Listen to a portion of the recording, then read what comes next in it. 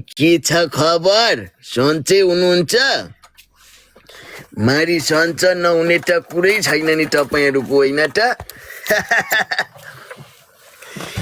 खत्तम भो, बर्बाद भो। लौ न, मेरो जोइन्टेले चाहिँ बे गर्छु भनेर उखपात लगायो।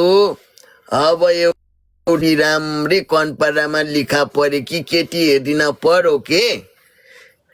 पुण्य गौतम भन्नुभएको छ सोल्टीले। ओके, या सुन्नुहोस्, आज मलाई चाहिँ एकजना आदरणीय दाई डिबा बमजन दाईले चाहिँ फुल सपोर्ट गर्नुभएको छ। भर्खरै आयो आयो आयो फेरि पनि आयो। के आयो त भन्दाखेरि मैले देख्न पनि पाइनँ। के आयो आयो खोइ देख्नै पाइनँ। के भयो भयो, खत्तम भयो, बर्बाद भयो। मैले भर्खरै यहाँनिर एउटा ठुलो हाँस आएको थियो।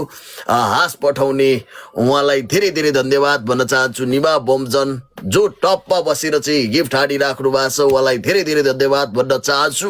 म पुण्य गौतमको तर्फबाट सबैजना यहाँ भ्युवर्स, सबैजना ट्याप ट्यापे साथीहरू, सबैजनालाई चाहिँ मित्र, सबैजना बुबा आमा दाजुभाइ सबैजनालाई चाहिँ नमस्कार भन्न चाहन्छु। म चाहिँ यो टिकटक लाइभ बसेको चाहिँ हप्ता दिन मात्रै हुँदैछ। म खासै टिकटक लाइभ बस्दिनँ थिएँ। म एउटा कन्टेन्ट क्रिएटर गरेर चाहिँ कन्टेन्ट बेच्ने नै भन्छु म त। कन्टेन्ट बनाएर चाहिँ तपाईँहरूलाई हँसाउने र मनोरञ्जन दिने गर्ने मान्छे आज 81 यो टिकटक लाइभमा के गर्दैछ भन्नु होला। म चाहिँ अब पुण्य गौतम यसरी चाहिँ कन्टेन्ट क्रिएट गरेर चाहिँ टिकटकमा हाल्दै लाइभ बस्दै गर्न थालेको छ। सबैजनाले भिडियोहरू मन पराइदिनु भएको छ, तपाईँहरूलाई नमस्कार, धेरै धेरै धन्यवाद। र यसरी साथ सपोर्ट पाएको छु, धेरै धेरै धन्यवाद सबैजनालाई। म यो पुण्य चोर भनेर आइडी कसले बनायो त्यसैले गिफ्ट हान्दैछ। यहाँ हेर्नुहोस् त, यो पुण्य चोर भन्ने आइडी कसले बनायो, यसलाई साइबर क्राइमले अन्तुष्टि गरोस्।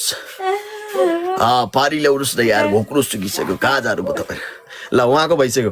ल, अब अरू कसको?